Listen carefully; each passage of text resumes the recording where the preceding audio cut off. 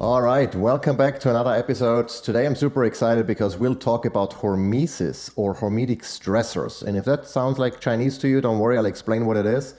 But the reason why I'm so excited about hormesis is because I feel like you have a lot of control over how to implement it. I think exposing yourself to hormetic stressors is significantly easier than changing your diet or your sleeping pattern or any of the other things that we've discussed in this podcast so far. And, in reality, we're all very good at stressing ourselves. So I think, applying hormetic stressors to your life it should come naturally to you. So stick with me. Specifically, what we'll talk about in this episode today is what is hormesis, in case you're not familiar with the terminology. And if you don't worry, because up until a few years ago, I didn't know what that word meant either. I knew the concept, but didn't really connect it with the word. We're going to talk about why hormesis is important, very important to maintain optimal health, strength, immunity, and all of those things. We talk about some of my favorite hormetic stressors that are fairly easy to implement, most of them at least. And then at the end, we'll talk about the big mistake that everyone is making when it comes to hormesis. And I'll share some tips and tricks that you can implement today to expose your body to some of those hormetic stressors, even if you don't have any equipment or nothing whatsoever. There are some things you can start doing today, really. With that, we're going to jump right in. Before we do, again, subscribe, follow, rate, leave a testimonial. That really helps other people find this podcast as well, and I very much appreciate it. So what is hormesis? Well, in a nutshell, hormesis means or goes along the lines of what doesn't kill you makes you stronger. And you cannot always take it literally, of course. If you get into a car accident and are badly injured and you multiple bones broken and you are in pain for the rest of your life because of it, I'm not exactly sure if that really made you stronger. Maybe in some aspects, but not in the areas that we are looking for to improve our health and well-being. So not everything that doesn't kill you makes you necessarily stronger in the areas of life that are important, but there are some things that certainly do. And, we talk about more in this podcast about, those types of stressors like exercise, hot exposure, cold exposure, etc.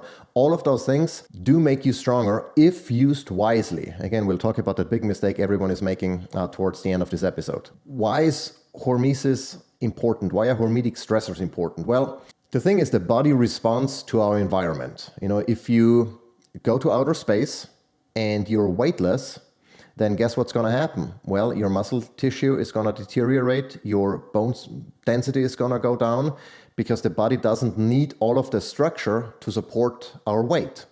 And that's one of the reasons why astronauts realized and now work out. They do weightlifting, they do deadlifts and squats and all of those things in space to help prevent the loss of bone and muscle tissue. And so what it means for us down here on Earth, obviously we are not weightless, but the more sedentary we are, the less we work out, the less we lift weights, the less we expose ourselves to certain factors in the environment, be it hot temperatures, be it cold temperatures, be it germs from the environment, the more the body responds with, we can dial it back because we don't need superior immunity, because we are not being exposed to a lot of germs. But then, of course, when you get exposed to germs, if it's out of your control, you get hit even harder because your immune system simply isn't prepared. The same goes with, exercise. If you don't lift weights, if you don't do resistance training, then your bone density is going to go down. And especially the older you get, the more fragile you get if you don't compensate, if you don't tell your body, we are not getting weak. Just because we are older doesn't mean we are getting weak. We need to maintain strong bone, muscle, and connective tissue so we can live a decent life and do all the things that we want to do. So that's why hormesis or hormetic stressors are so important. And unfortunately, our modern lives don't necessarily lead to a lot of those stressors unless we make them intentionally a part of our lives. So by sitting here and recording a podcast, I'm not really exposing myself to any of those hormetic stressors that can help me become stronger and more resilient and maintain my current, health, muscle composition, bone density, etc. I need to go work out. I need to do a lot of things to kind of compensate for our modern lives. And that's really the goal of those hormetic stressors, to intentionally make them part of your lifestyle so you can compensate for what the modern life throws at you by removing all of those stressors for the most part, unless you're a farmer and you're working, manually, hard labor in the sun. all day. Most of us don't do that. So we need to kind of find ways to compensate. And there are very easy ways. And so let's talk about some of my favorite hormetic stressors that you can very easily make part of your routine. And one is, I already alluded to it, exercise. If you don't exercise, if you don't stress your body with weights, with resistance, with making your muscle fibers twitch fast by running, by sprinting, and not necessarily talking about jogging, but by sprinting, by lifting, by doing high intensity stuff, then your body says, well, I don't need strong muscles, I don't need strong bones, I don't need strong ligaments, I can just be a jellyfish. You don't want to be a jellyfish. You want to maintain strong tissue, and the only way to do that is to challenge your body to do something that it's maybe not capable of doing yet, but to react to that stimulus and grow more muscle tissue, grow stronger bones, improve your bone density, grow stronger ligaments. So next time you come across that obstacle, that stressor, you can handle it. So exercise is one of the best hormetic stressors, and in particular, weightlifting and resistance training. And it doesn't always have to be, ideally you want to load weight, you want to do deadlifts and back squats and all of those movements that really put stress on your bones, on your connective tissue, on your muscle tissue, so it becomes stronger and more resilient and easier for you to do that. So when you apply the same principle, if you have to lift heavy stuff like a bag of, potting soil or, cement or whatever you might have to do, furniture for that matter, you can handle it without getting injured. And you can do it pain-free. That's very important. The second one is sun exposure. We'll talk about that in an upcoming episode, more about how to responsibly enjoy the sun and what you can do and what you shouldn't do. But sun exposure is incredibly important because the sun is not going to go away. The sun is hopefully not anytime soon, not in our lifetime at least. The sunlight is very important for the production of hormones. Not only vitamin D, but testosterone and many other hormones and bodily functions. You need the UV light on your naked skin.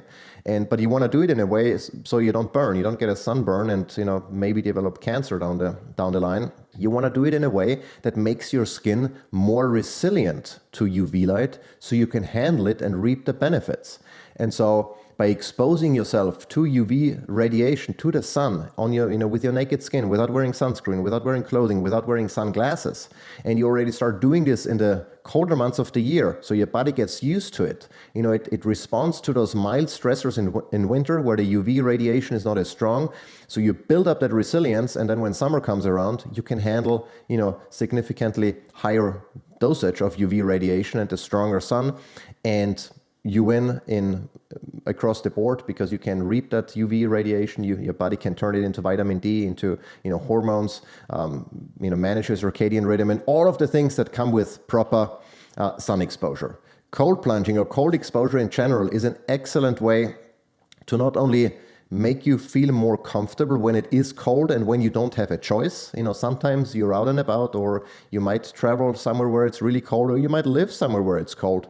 And you want to feel comfortable. And the only way to make you feel comfortable in the cold is to get used to it, to get more resilient and robust so you can deal with the cold. And cold plunging in particular, ice bathing, is an excellent way not only to get used to the cold, ever since I started cold plunging, now when I get into the plunge or when I take a cold shower, it literally feels like no big deal. It's nothing. It's not freaking me out anymore like it did in the very beginning. And so that's a clear sign that I got used to it. I became more resilient to the stressor that is cold. And besides that, cold exposure, ice bathing, cold plunging, cold showers in particular can also make your immune system more resilient. And that's another important factor because immune health is key, for everything. Not only because you want to avoid getting the sniffles now and then. The immune system is involved in everything. An overreactive immune system can lead to autoimmunity, can lead to a host of other issues. A weak immune system that's not active at all can obviously lead to a lot of sickness and disease, and you don't want that. And so by making your immune system more resilient through cold plunging, it's a win-win and a great way to make you overall much more robust as a human being. The opposite of cold plunging, sauna bathing or heat exposure. Again, another way to not only make you feel more comfortable in the sun. Right now here, as of time of this recording, we are almost in August, end of July in Georgia. It's humid, it's thick, it's hot outside, and I used to absolutely dislike the summers in Georgia. Now, I'm still mildly uncomfortable. I sweat a lot. I have to change sometimes my shirt 3 times a day. but I'm okay on the outside. I can work outside, I can sweat, and I'm okay. I'm no longer like, oh, I need to get out of the sun, I need to get into my, temperature controlled home. No, I'm okay outside. And the side effect or the benefit of being more resilient and to being more comfortable in the heat is that, sauna bathing is more enjoyable, and I can reap more of the benefits. Again, goes back to improving your immunity and all of the benefits that I've discussed on my blog that come with sauna bathing, with heat exposure. There are a lot of them, but that's another way to stress your body intentionally to a degree where it can become stronger and more resilient. One hormetic stressor that I think is severely underrated is the exposure to germs. And so, there is this saying that farm kids are significantly healthier than their city counterparts. And that's true. If you're exposed to germs, then you train your immune system to become more resilient, to be more capable of dealing with germs and pathogens in general. Most of our society, the idea is to wipe everything clean and to sanitize everything and to reduce our exposure to germs. The only thing that does is tells our immune system, we don't need to be ready for germs because, we are not dealing with germs a lot, so no need to be capable of handling those. Well, guess what? You cannot avoid germs. Germs are an important part of life. Our skin, our gut microbiome, everything is covered in germs. Some are good, some are maybe less good and can make you sick. But the point is, you cannot, if we were to wipe out all germs, we'd be dead. We could not live without those microorganisms in our skin, in our gut, and on other parts of our body. And so don't even try sanitizing everything. Instead, teach your immune system, help your immune system to be resilient enough, to be capable enough of dealing with those germs. And that goes back to farm kids. When our daughter goes out, she kisses the chickens. The chickens are not the cleanest animals. They scratch in dirt. They have, they have E. coli in their poop, and salmonella and some of the other germs that can, make you really sick that everyone is trying to avoid, We don't do that. The kids, kiss, their animals. We grab the eggs. We don't wash them. Sometimes they have some smears of poop if, that the chicken, packed in a pile of poop or whatever, and then try to move the egg in the nesting box to arrange it the way she wants to. And then you have that on the eggshell. We don't wash those. I don't wash my hands when I come in from dealing with the animals. The kids, kiss them, and nobody gets sick. And that's not because we've been lucky all those years. No, it's because our immune system has been trained to deal with those germs and, to not get sick, to not get overwhelmed. And the only way you can do this is to expose yourself. I'm not saying go around and lick the toilet seat in public restrooms, but you need to be able to ramp up your exposure slowly over time so your immune system gets stronger, more resilient, and ready to deal with whatever might come its way. And so that's another very important thing. Don't be too overly, clean with, washing everything and your hands and your fruits and your eggs and whatnot. Be out in the dirt, and just embrace some of those germs. They'll make you stronger. And then the last one, and that's I think a controversial one in the biohacking, healthy living kind of community, and that's food. Because if you heard me in the past, I always say most plants are toxic. Or to a degree, and you should stay away from the most toxic plants. And I still think that's the case. However, at the same time, those toxins and plants in the right amount, I believe, can make you more robust and more resilient. They stress your body.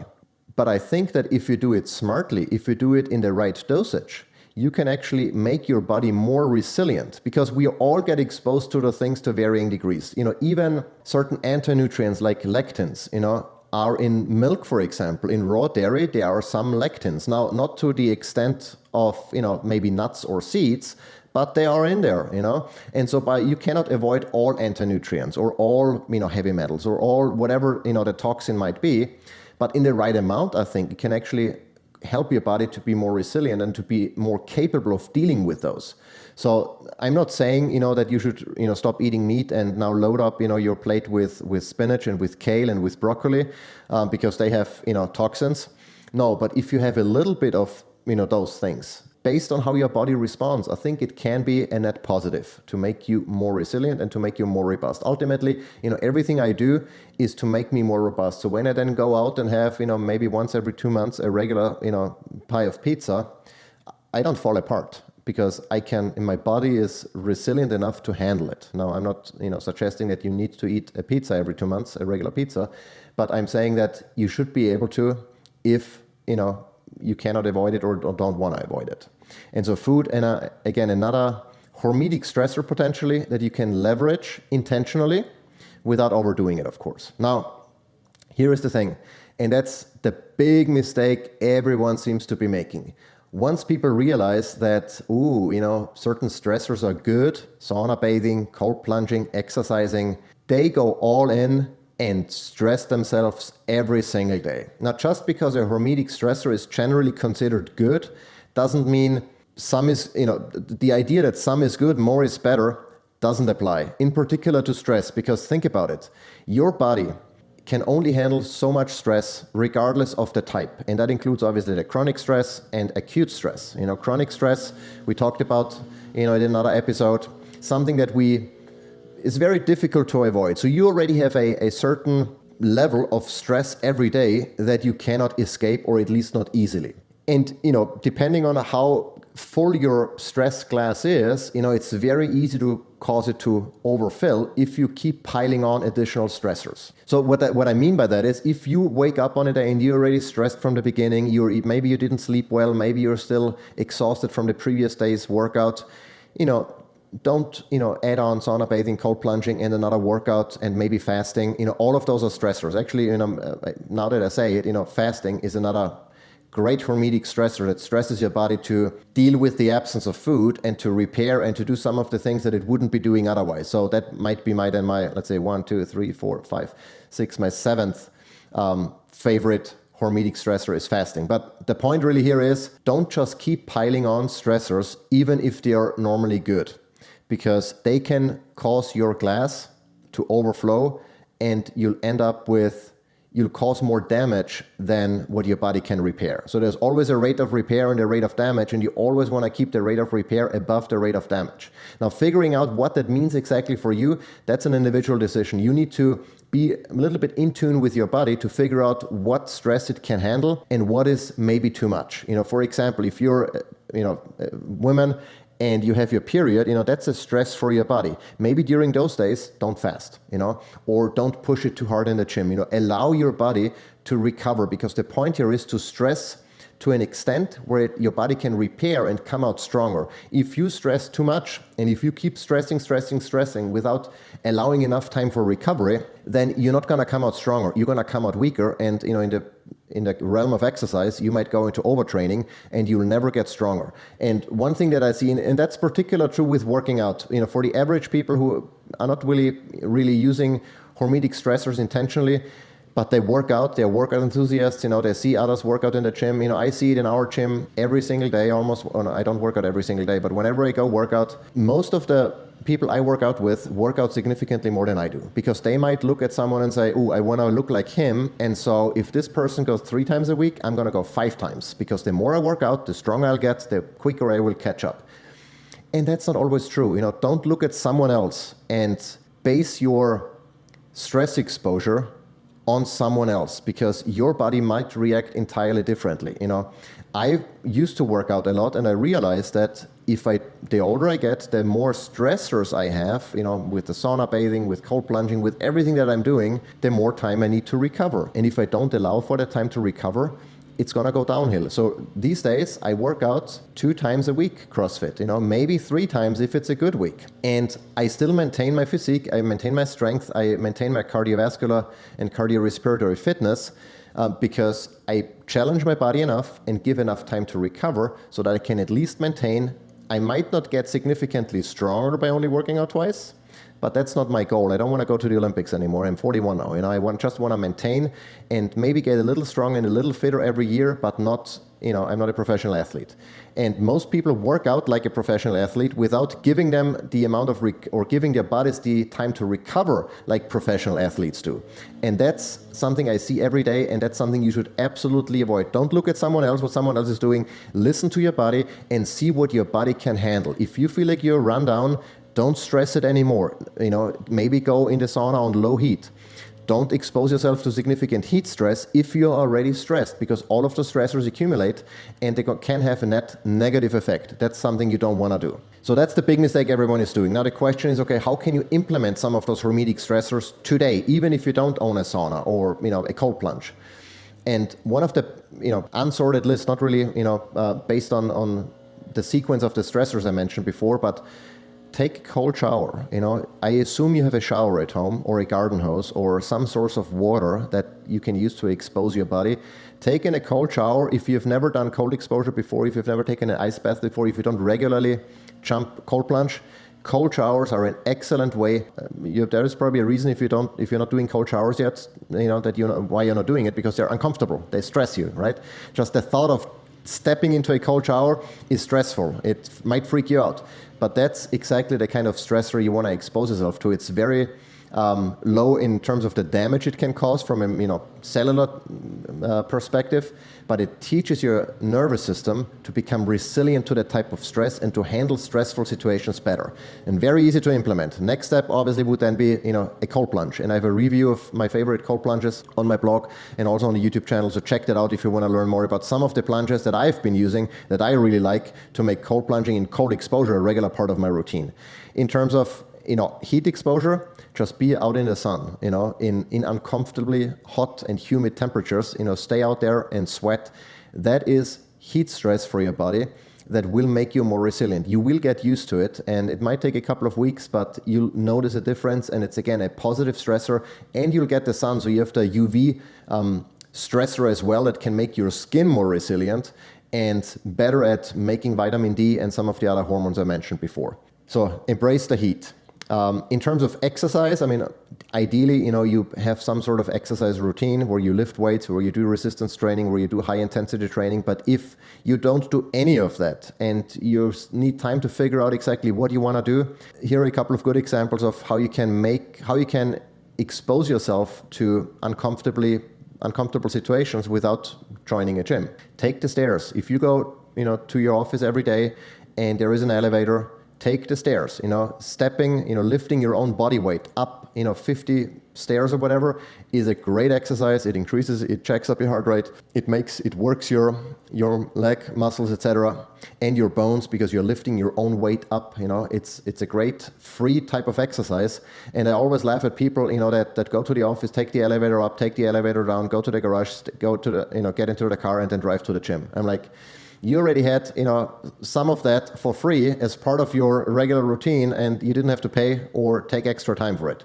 So that's one thing. The other thing is, in our gym, at CrossFit, we do a lot of farmer carry. We lift heavy, bags or kettlebells or whatever, and, walk around to improve grip strength, to just, have that load on our body.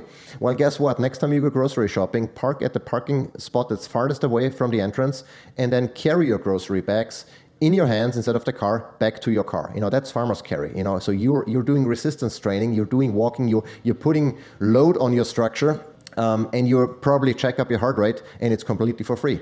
And you can make that part of your regular, grocery shopping routine, maybe once a week or whatever. And it's a great way to get an exercise in without having to go pay for a gym or go anywhere. That's just another example of what I highly recommend. And we still do this, even though we work out regularly. And that goes back generally to stress. I think I mentioned in the last episode where we talked about stress. The more stressed you are, the higher your demands on micronutrients. And that is vitamins, minerals, peptides, coenzymes, cofactors, and all of the things in between. And so it's super important to maintain a good diet, to eat nutrient-dense foods so your body is more capable of handling those stressors, both the chronic as well as those hormetic stressors. If you exercise a lot, your nutrient demands are gonna go up, not only from a macronutrient perspective, protein to build muscle tissue, fat to build cell walls and make hormones, etc., but also micronutrients, incredibly important. And that's, why I really like to consume beef organs, or in our case with the kids, etc., beef organ supplements, freeze-dried beef organ capsules, really, that can help you fill all of those gaps and make sure you meet all of your demands as far as vitamins and minerals are concerned. Specifically, MK Supplements is my brand, where we sell high quality beef organ supplements, and in particular one product, the heart and spleen, I've seen to be highly beneficial in the realm of hormetic stressors, and in particular workout. It helps with recovery. It helps you stress your body again the next day without getting into some sort of overtraining. But generally, beef organs are great. If you want to give our supplements a try, you can use code Primal Shift to get 15% off. That is an exclusive offer just for my listeners here. And it's a great way to make your body more capable of dealing with those stressors, and then those stressors obviously make you more resilient, and so you get healthier with stronger bones, stronger muscles, stronger connective tissue down the line. And that's particularly important as you age. You don't want to deteriorate. You want to either maintain or get stronger, more resilient, so you can do all the things that you want to do for the rest of your life. That is hopefully still a long way to go for you. And with that, we're going to wrap it up. Thanks so much for listening in, and I'll see you and hear you in the next episode.